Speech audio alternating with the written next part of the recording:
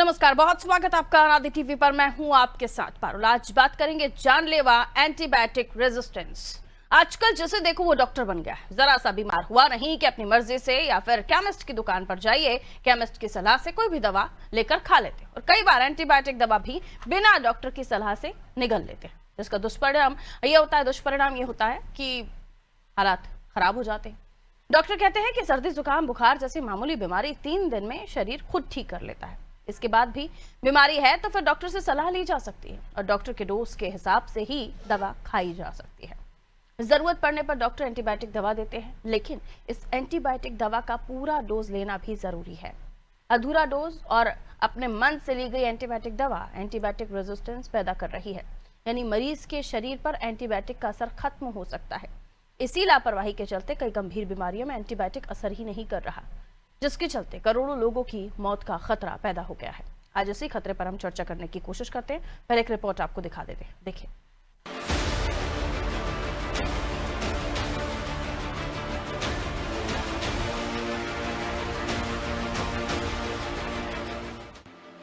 Antibiotic दवाओं के दुरुपयोग और ज्यादा इस्तेमाल के कारण उत्पन्न एंटीबायोटिक रेजिस्टेंट बैक्टीरिया, जिन्हें सुपर बग कहा जाता है, स्वास्थ्य के लिए एक गंभीर चुनौती बनते जा रहे हैं। Think tank centre for global development द्वारा किए गए एक अध्ययन एंटीबायोटिक दवाओं के प्रति बढ़ते प्रतिरोध के कारण 2050 तक 3 करोड़ से अधिक लोगों की मृत्यु हो सकती है। एंटीबायोटिक प्रतिरोध तब होता है जब बैक्टीरिया उन एंटीबायोटिक दवाओं के प्रति प्रतिरोधी हो जाते हैं जिनका इस्तेमाल उनके इलाज के लिए किया जाता था। इससे कुछ जीवाणु संक्रमणों का इलाज मुश्किल हो जाता है। अध्ययन में बताया गया है कि एंटीबायोटिक प्रतिरोधी बैक्टीरिया अस्पताल में भर्ती होने वाले मरीजों की संख्या में वृद्धि कर सकते हैं। प्रतिरोधी संक्रमणों का इलाज उन संक्रमणों की तुलना में लगभग 2 गुना महंगा है जिनके लिए एंटीबायोटिक्स प्रभावी हैं। इससे न केवल मृत्यु दर बल्कि उपचार की लागत भी बढ़ सकती है। एम्स भोपाल की भी ताजा रिसर्च में खुलासा हुआ है कि कई एंटीबायोटिक दवाएं अब मरीजों पर पहले जैसा असर नहीं कर रही। यूरिन इन्फेक्शन से लेकर फेफड़ों और खून के संक्रमण तक कई बीमारियों में इस्तेमाल होने वाली दवाएं बेअसर हो रही हैं। पहले जो बीमारी 2 से 3 टैबलेट में ठीक हो जाती थी, अब उसके लिए हफ्तों लग रहे हैं। जनवरी 2025 से जून 2025 के बीच हुई रिसर्च में सामने आया कि यूरिन इन्फेक्शन में दी जाने वाली सिप्रोफ्लॉक्सासिन दवा अब ई कोलाई बैक्टीरिया पर सिर्फ 39% असर दिखा रही है, यानी हर 10 में से 6 मरीजों पर यह दवा बेअसर हो चुकी है। मेरोपेनम दवा जो कैलप्सियला न्यूमोनिया बैक्टीरिया के इलाज में दी जाती थी, अब सिर्फ 52% मामलों में ही असर कर रही है। ऐसे हालात में यह बेहद जरूरी है कि बिना डॉक्टर से पूछे कभी भी एंटीबायोटिक्स नहीं लेने चाहिए। ऐसा लगता है कि खुद से एंटीबायोटिक दवाएं लेने से कोई नुकसान नहीं होगा, लेकिन इस स्टडी में सामने आई बातें कुछ और ही इशारा कर रही हैं। इसीलिए किसी भी तरह की परेशानी होने पर डॉक्टर से पूछकर एंटीबायोटिक्स लें और उसकी डोज पूरी करना भी बेहद जरूरी है।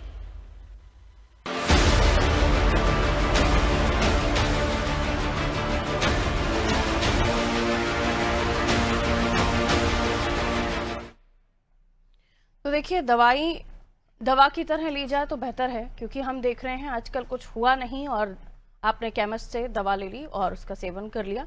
अब एंटीबायोटिक दवाओं की बात कर रहे हैं तो उसको लेकर कई सारी अलग अलग रिसर्च हैं और ये भी बताया जाता है कि आप ज़्यादा दवाइयाँ लेते हैं तो बॉडी यूज टू हो जाती है और उतना असर उन दवाइयों का फिर बॉडी पर नहीं होता है। कई तरह की बातें हैं, लेकिन इसे हम एक्सपर्ट से समझने की कोशिश करेंगे, क्योंकि यही कुछ भी जानकारी दे देना आपको बिल्कुल ठीक नहीं होगा। एक्सपर्ट से जानिए कि आज आखिर क्यों एंटीबायोटिक को रेजिस्टेंट कहा जा रहा है। डॉक्टर मनीष बिंदल हमारे साथ जुड़े हुए हैं, जनरल फिजिशियन हैं आप। डॉक्टर मनीष, आपका बहुत बहुत स्वागत करते हो अनादि टीवी पर। डॉक्टर मनीष, एंटीबायोटिक को लेकर हम बात कर रहे हैं और ये बताया जा रहा है कि आजकल जिस तरह से लोग दवाइयों का सेवन कर रहे हैं, इसके बहुत हानिकारक परिणाम आने वाले समय पर हो सकते हैं। और ये भी बताया जा रहा है कि जिस तरीके से आप जो एंटीबायोटिक ली जा रही है, आने वाले समय पर जो असर अब उतना असर नहीं दिखा रही है कई सारी डिजीज में, आने वाले समय पर ये एंटीबायोटिक का असर ना होने की वजह से कई सारे लोगों की मौत भी हो सकती है। आप इसको कैसे देखते हैं? हमारे दर्शकों को इस बारे में क्या समझाना चाहेंगे डॉक्टर मनीष? हाँ, नमस्कार। आपने सही बोला कि एंटीबायोटिक रेजिस्टेंस जो है बहुत ज्यादा डेवलप होता जा रहा है और इसके बहुत सारे कारण हैं। इसमें एक हमारे यहाँ पर सबसे बड़ा कारण जो है वो सेल्फ मेडिकेशन है। कि हर आदमी जो है अपने खुद ही मेडिकेशन बिना डॉक्टर को दिखाए और सर्दी खांसी सिंपल वायरल अगर है उसके बावजूद भी वो उसके लिए एंटीबायोटिक ले लेता है, जबकि वायरल में एंटीबायोटिक का कोई रोल है नहीं। वो सिंपल आप क्रोसिन से ही आप इसको ठीक कर सकते हैं।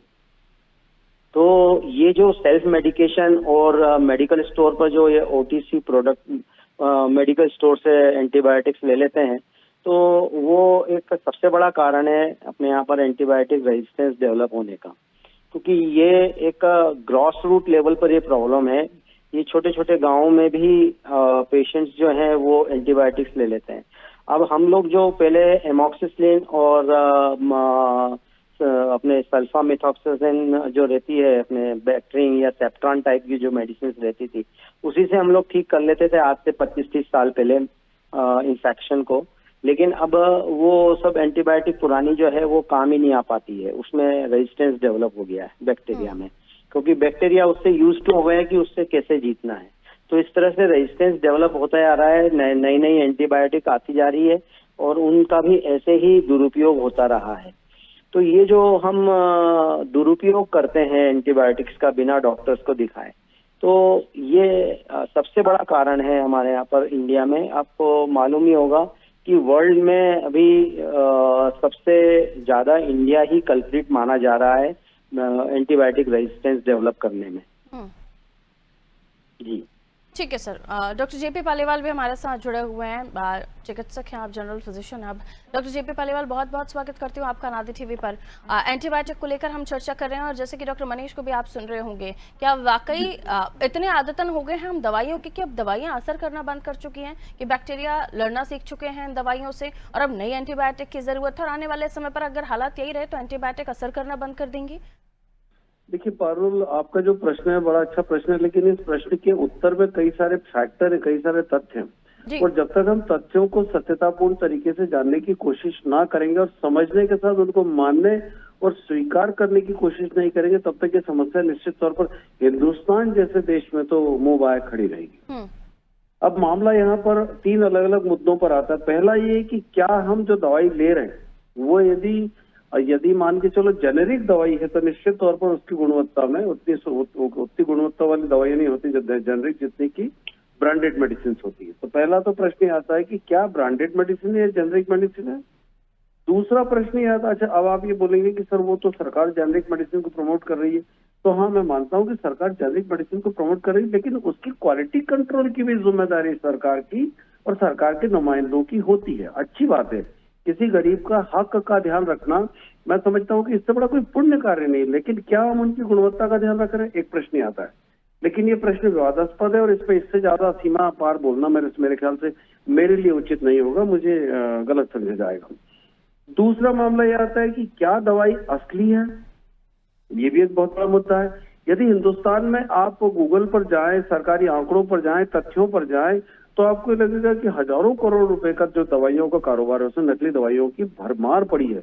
ऐसे में जब कोई व्यक्ति नकली दवाई लेता है तो उसकी गुणवत्ता नहीं होने के कारण असर कम कर दिए, और ऐसी कंडीशन में जब लिखें हम और असर मरीज पर ना करें लेकिन बदनामी हमारी काबिलियत की होती है। ये भी एक बहुत बड़ा चैलेंज मैं इन दिनों पिछले कुछ वर्षों से 10-15 वर्षों से महसूस करता हूँ कि अच्छी दवाई लिखने के बावजूद मरीज आधी शिकायत दूर हुई, आधी शिकायत दूर नहीं, ये समस्याएं लेकर आता है।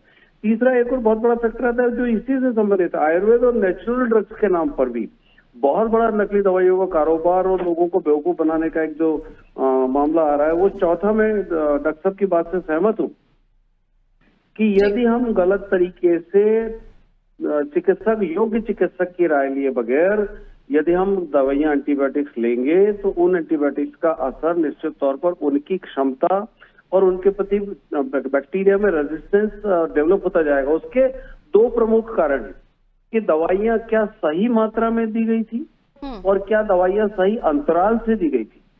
यदि दवाइयां सही मात्रा में और सही अंतराल से किसी भी रोगी को उसके रोग को ठीक करने के लिए नहीं दी जाएगी तो ऐसी कंडीशन में उसके जो बैक्टीरिया होते हैं उनमें ट्रांसफॉर्मेशन होता है, उनमें जो चेंज आता है, उनमें जो परिवर्तन आता है, वो उन दवाइयों के प्रति उनकी खुद की सहनशीलता क्षमता बढ़ जाती है और वो जिन दवाइयों से वो कीटाणु मारे जा सकते थे उनकी मारक क्षमता कम हो जाती है। इसको ड्रग रेजिस्टेंस बोलते हैं। यदि मारक क्षमता पूरी तरह समाप्त हो जाती है तो उसे कंप्लीट ड्रग रेजिस्टेंस बोलते हैं, और यदि मारक क्षमता आधी कम होती है तो उसे पार्शियल ड्रग रेजिस्टेंस बोलते हैं। ये 4 बड़े बड़े फैक्टर्स हैं जो हमारे लिए एक ऐसा अप्रत्यक्ष रूप से इनविजिबल चैलेंज है जो हमें दिखाई नहीं दे रहा, लेकिन हमारे सामने एक बहुत बड़ी चुनौती है, नहीं दिखने वाली चुनौती है। योग्य चिकित्सकों के सामने ये बड़े कारणों से इतनी बड़ी चुनौती है कि हम कई बार किम कर्तव्यों की स्थिति में होते हैं कि हम हमारे मरीज को, पहली चीज तो हम इतनी लंबी उससे बातें करके उसको इतना सारी बातें बता नहीं सकते। हम उसे बताएंगे तो उसको लगेगा, वो हमें उल्टा ही समझेगा कि मैं इनके सामने परेशानी लेकर आए और ये ज्ञान बांटने लगे। बहुत विपरीत परिस्थितियों में इन दिनों काम करना पड़ता है।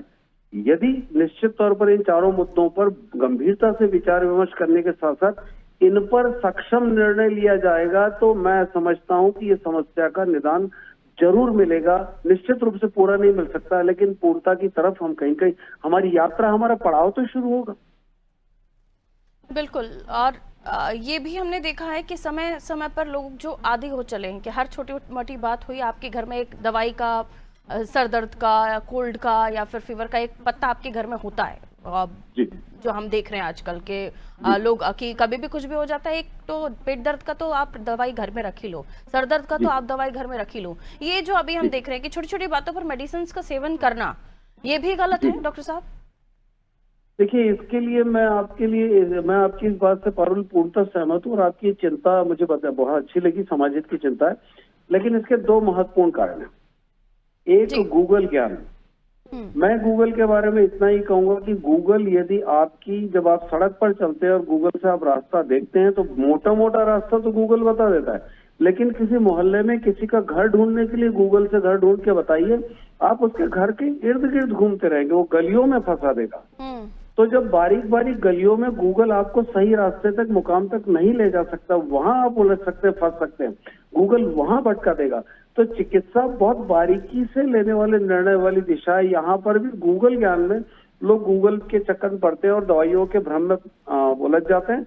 और जैसे सही मुकाम पर गूगल छोटी छोटी गलियों से लेकर किसी के घर तक नहीं पहुंचा सकता, ऐसे गूगल जब आपकी छोटी छोटी नाड़ियों और नसों में कोई समस्या होती तो आपके शरीर की समस्याओं को कैसे निदान कर देगा, एक बहुत बड़ा चैलेंज आ रहा है। लोग गूगल पर ज्ञान लेकर दवाइयां लेते हैं। दूसरी चीज, जो खुद दवाइयां ले रहे हैं, ये खुद की दवाइयां बिल्कुल लोगों को नहीं लेना चाहिए, लेकिन कहीं कहीं वो समय बचाने के लिए या चिकित्सक की फीस बचाने के लिए, ये 2 कारणों से ये काम करते हैं। और तीसरा, कई बार उनको लगता है कि मुझे इस चीज की जानकारी है। एक छोटा सा उदाहरण दूंगा पारुल। एक सामान्य व्यक्ति यदि उससे पूछेंगे, जिसको कुछ नहीं मालूम अनाजों के बारे में, उससे पूछेंगे कि चने से क्या क्या बनता है, तो बताएगा कि दाल बनता है और चना सेक के खाया जाता है। लेकिन जो बारीकी से जानने वाला, वो बोलेगा कि इससे चीला भी बनता है, इससे कढ़ी भी बनती है, इससे भजिए भी बनते हैं, इससे दाल भी बनते हैं। उसको बहुत सारी चीजों की उपयोगिता के बारे में मालूम नहीं। वो एक या 2 उपयोगिता देखता है और उसे ये नहीं मालूम कि किस परिस्थिति में, किस मात्रा में, कैसे और कितनी दवाई देना चाहिए। वो उसका इर्रेशनल, गैर समानुपातिक उपयोग करता है। बिल्कुल। तो ऐसी कंडीशन में दिक्कत तो पैदा होगी।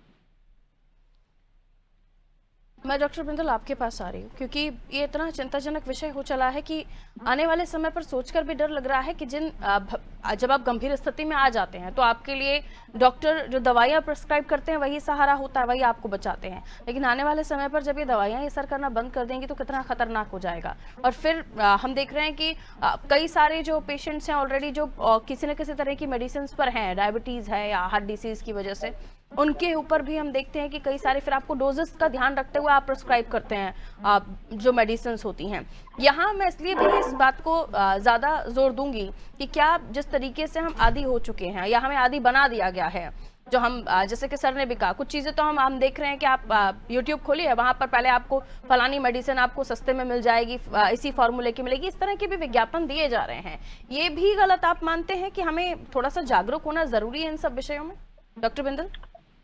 नहीं, डेफिनेटली हमें ये तो ध्यान रखना ही पड़ेगा कि हम जो नॉलेजेबल जो डॉक्टर्स अगर प्रॉपर जो मतलब जो क्वैक्स हैं उनके पास न जाकर हम प्रॉपर जो जिन्होंने MBBS किया है, अगर हम एलोपैथी प्रैक्टिस करते हैं तो हमें डेफिनेटली MBBS डॉक्टर के पास ही जाना चाहिए। जो क्वैक्स हैं वो एक टाइप की बारीकियां को नहीं समझते हैं और ओवर मेडिकेशन और अंडर मेडिकेशन करते हैं, जो आगे चलकर बहुत प्रॉब्लम क्रिएट करती है। तो जैसा कि आपने कहा, अच्छा रेजिस्टेंस वाली जहाँ तक बात है वो सिर्फ एंटीबायोटिक्स पर ही लागू होती है। दूसरी मेडिसिन में हमको अगर ओवर मेडिकेशन या अंडर मेडिकेशन करते हैं तो आपको सिंपल सिम्टोमेटिक जो रिलीफ मिलना है वो नहीं मिल पाता है। लेकिन जो दूसरी मेडिसिन हैं जैसे कार्डियक है या दूसरी जो चीजें हैं वो तो आप डॉक्टर के सुपरविजन में ही लें तो ज्यादा बेहतर रहेगा। तो ये जो गूगल और यूट्यूब देखकर और ये इस टाइप से जो मेडिकेशन चल रहा है वो डेफिनेटली आगे चलकर सोसाइटी के लिए और as a whole human being के लिए बहुत ही हानिकारक होगा। तो ये जो हम सोचते हैं कि हम बिना डॉक्टर को दिखाए और ट्रीटमेंट कर लेंगे, that is very wrong practice. और जैसा सर ने बताया अभी कि गूगल कर लेते हैं लोग बाग और गूगल से सोचते हैं कि पूरा का पूरा ट्रीटमेंट हम कर लेंगे। मेरे पास भी कई बार पेशेंट्स आते हैं जो गूगल देखकर आते हैं और वो उसमें वो उस पर्टिकुलर डिजीज में और ज्यादा एंट्रैप हो जाते हैं या फिर कुछ साइड इफेक्ट मेडिसिन के साइड इफेक्ट लेकर आते हैं जी। तो ये एक बहुत ही कॉमन प्रॉब्लम जो है ये बढ़ती जा रही है। तो ये आपकी चैनल ने एक बहुत अच्छा टॉपिक उठाया है, तो मैं आपकी चैनल को अप्रिशिएट करूंगा और आपके इस चैनल के माध्यम से यही बोलना चाहूंगा कि सेल्फ मेडिकेशन ना करें और गूगल और यूट्यूब के ऊपर भरोसा ना करें और प्रॉपरली आपको कोई भी अगर कोई डिसीज हुई है तो किसी प्रॉपर डॉक्टर को दिखाएं अपने नजदीक के जो क्वालिफाइड हो। बिल्कुल। बहुत बहुत शुक्रिया डॉक्टर बिंदल हमारे साथ जुड़ने के लिए। डॉक्टर जेपी पालीवाल भी हमारे साथ जुड़े हुए थे, आपका भी शुक्रिया सर जुड़ने के लिए। तो देखिए ये जो बहुत इम्पॉर्टेंट टॉपिक है, ये आपको पता होना चाहिए कि आप जो दवाइयाँ ले रहे हैं वो आपको कितने दिन तक लेनी है। आपको पता होना चाहिए कि आप जो दवाइयाँ ले रहे हैं वो हर समय पर, आपको आज जुकाम हुआ कल बुखार हुआ आपने वही दवाइयाँ कंटिन्यू कर ली, आपको लगता है कि आज जुकाम है कल जो जुकाम होगा उसमें भी वो दवाइयाँ कंटिन्यू कर लूँगा। डॉक्टर मत बनिए, डॉक्टर्स को डॉक्टर का काम करने दीजिए। यूट्यूब, गूगल, इंटरनेट ये आपको आप सही एडवाइस नहीं दे सकता क्योंकि इनकी बातें एक नॉर्मल जानकारी की तरह होती हैं। एक पर्टिकुलर पेशेंट को ऑब्जर्व करने के बाद गूगल, यूट्यूब आपको नहीं बता सकता है। इसलिए और एंटीबायोटिक्स की बात इसलिए हो रही थी कि दवाइयाँ खा खा के अपने शरीर को इतना आदी बना दिया है कि अब दवाइयाँ असर नहीं कर रही। तो हर चीज पर दवाइयाँ लेना बंद कीजिए और सही एडवाइस लेकर ही दवाइयों का सेवन कीजिए क्योंकि ये आपके लिए हानिकारक हो सकता है। दीजिए इजाजत, नमस्कार।